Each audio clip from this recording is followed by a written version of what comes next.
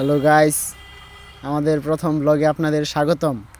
এক ছোট ভাইয়ের গার্লফ্রেন্ড তাকে ছেঁকা দিয়ে চলে গিয়েছে, সেই দুঃখে সে আমাদের নিয়ে এসেছে ট্রিট দিতে।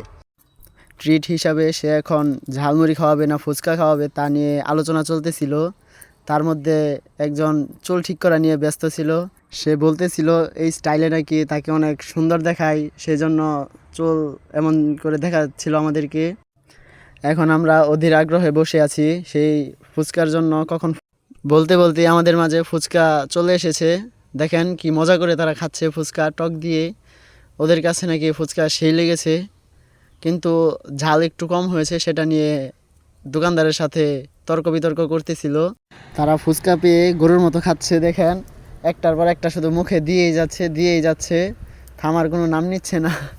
দেখে মনে হচ্ছে তারা যেন কত বছর পর ফুচকা খাচ্ছে, এমনভাবে খাচ্ছে তারা।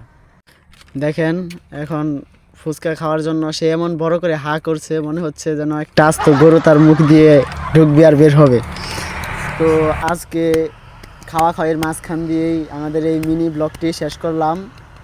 আশা করি ব্লগটি আপনাদের কাছে ভালো লাগবে। তো এই চাটাচাটির ভিডিওটি যদি আপনাদের কাছে ভালো লেগে থাকে তাহলে অবশ্যই কমেন্টে জানাতে ভুলবেন না।